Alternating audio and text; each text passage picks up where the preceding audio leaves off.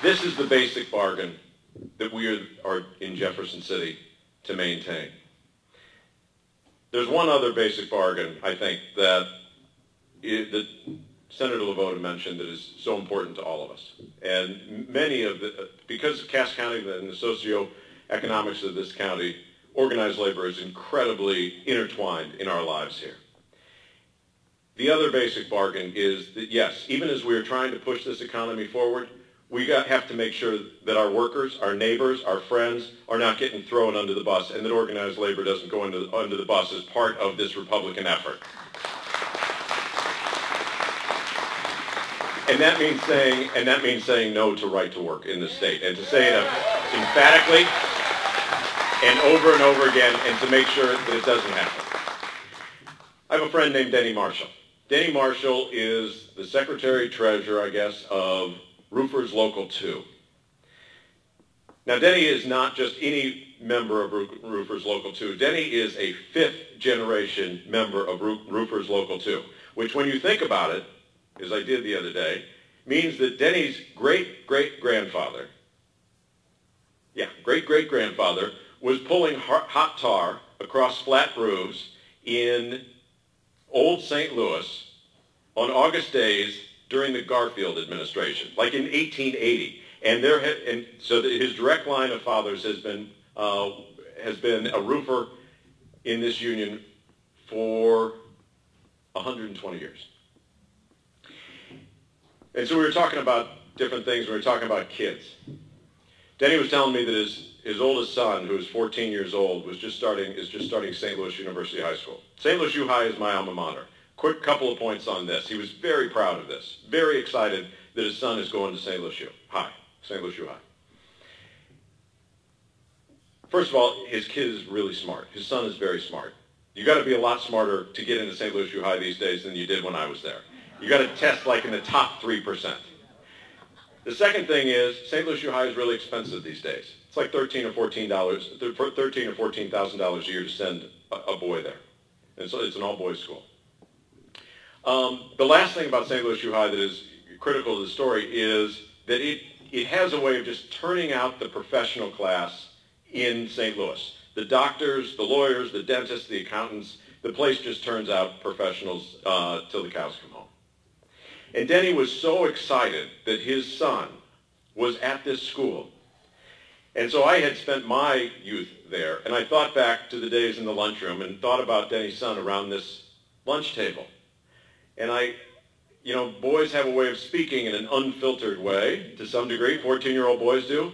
And you could imagine the conversation that could occur.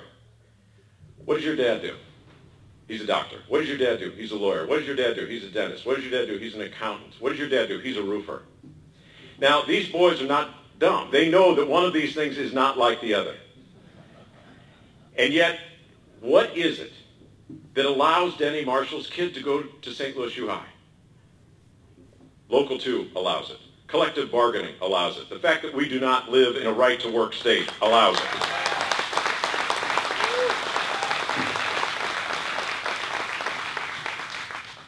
Denny Marshall and his brethren in Local 2 make about $29 an hour.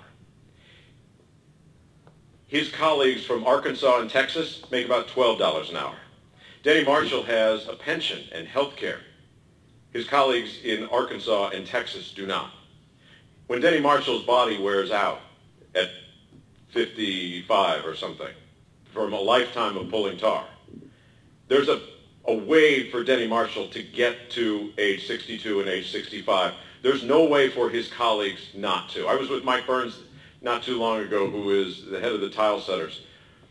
And he said, Chris, you're 48 years old now. Why don't you get down on your hands and knees for 8 hours on a floor full of Mexican paver tiles and see how you feel at the end of 8 hours. Now, think about how you feel at the end of 8 hours, 5 days a week, 52 weeks a year, having done it your entire life at the age of 55. Our bodies, the reality is that our bodies are not all programmed to do these types of jobs for 45 years. Our bodies don't last until we're 65 when we're doing much of this kind of work. And having organized labor that has a pension system and a health care system to get us to 65 is critical to these tradesmen and to these families.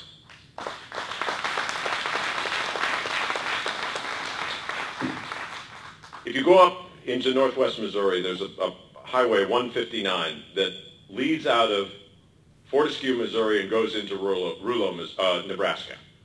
And there's an old bridge as you go across the Missouri River. Rouleau, Nebraska is a little town of about 200 people on a really crowded day. And there's an old bridge that goes over that was built in the 1930s that is known as the Rouleau Bridge. And if you're a movie fan, a movie buff, the Rouleau Bridge was prominently depicted in Paper Moon with Tatum O'Neal and Ryan O'Neal. But in 2010, there was a new Rouleau Bridge that was built across 159, across the Missouri River. And it says everything we need to know about right to work in the state. The bridge was built half from Nebraska coming east and half from Missouri going west. And the laborers from Nebraska, which is a right to work state, the laborers from Nebraska who built that bridge out to the center of the Missouri River made $8.31 an hour.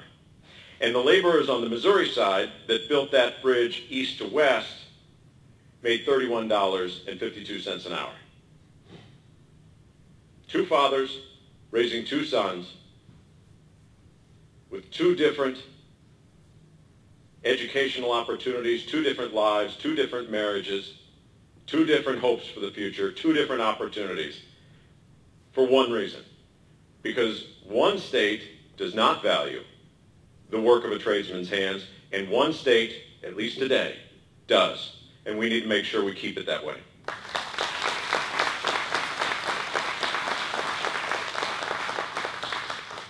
Let me wind up with one last anecdote that was special to me and happened just a couple of weeks ago. I was meeting with a gentleman by the name of Bishop James A. Johnson. Bishop James A. Johnson is the African-American leader of Bethesda Temple, which is one of the largest African-American congregations on the eastern side of the state. And he is revered within the clergy coalition over there, and I hadn't seen him in a long time, and I wanted to go sit down with him again. I had sat down with him about 5 years ago. I'd spoken in his church during the campaign of 2008. He was an 82-year-old man then. And when I came in that day, he gave me a red prayer cloth that they would give to visitors when they would come and worship with the congregation at the church. And so when I saw him a few weeks ago, I took out my wallet as I walked in, and I opened up to the point where you usually keep your cash. I keep my cash in a different pocket.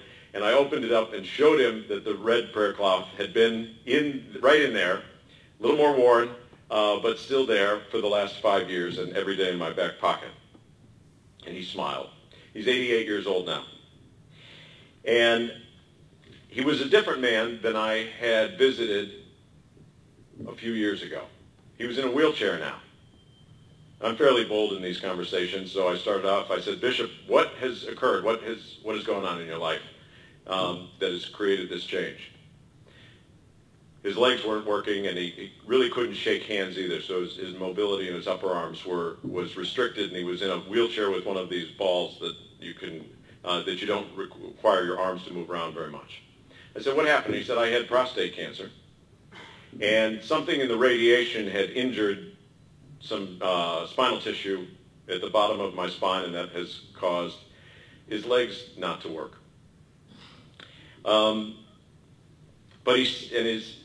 There's no diagnosis for his upper extremities, but the same fire was in his eyes. He's 88 years old now, very restricted mobility, but runs this church every day with a determination that a man half his age would envy. And so we were talking about a number of issues. We talked about education issues. We talked about race relations in the St. Louis area. And at the end of my time with him, as I was kind of bringing the discussion to a conclusion, I asked him, I said, Bishop, is there anything that you would share with me as advice? You're exactly 40 years older than I am. He's 88, I'm 48. I said, is there any piece of advice that you would share with me? And he thought for a second, and he kind of looked down at his chest. And then he lifted his head back up, and he very determinedly said, "Salus populi suprema lex esto." And I was frozen in place. And I thought to myself, my God, what a response. He had said, "Let the welfare of the people be the supreme law." This 88-year-old man had said these 5 words in Latin. That was his advice. He was a religious man, but he had not given a religious answer. He had given the most secular of all answers. He was an African-American man, but he did not give an answer that was based in race. He gave an answer that addressed us as a universal family. He was a preacher, but he didn't give an answer that was an hour long. He could have. He gave an answer that was 5 words, that was so at the heart of our state's democracy and our state's formation that the very words themselves are literally stamped on the Capitol as you walk in through the columns on the south side. The very words are actually embroidered into the yellow ribbon beneath the bears on our state seal. Let the welfare of the people be the supreme law. Legs unable to walk, hands that really don't work anymore, trapped in this chair, but well-dressed. I was looking at him after he said it, and I thought, somebody has to tie that bow tie for him every day. And somebody has to put him in that perfectly tailored suit and lift him into his wheelchair for him to go out and to run this multi-thousand person congregation. And as I looked at him, thankful for the incredible experience that he had given just for that one powerful piece of advice, I thought to myself, how we underestimate one another. How we underestimate each other's intelligence and courage and goodness and commitment to continue through life's obstacles. And if we underestimate one another as people, then we probably underestimate our ability as a community as well. To go down to Jefferson City, to govern ourselves with intelligence and humanity, to balance the needs of a capitalist business class with the basic social contract that our children should be educated, our sick should have medicine, and our old people should not live in poverty. Salus populi suprema lex esto. That was his advice. Let the welfare of the people be the supreme law. It is great advice for us as Democrats, for us as Missourians, and so at events like these, we recommit ourselves to those ideals to build a better Democratic Party, a stronger Democratic Party, to build a better Missouri, and to build a better future for Denny Marshall's kid. Thank you very much.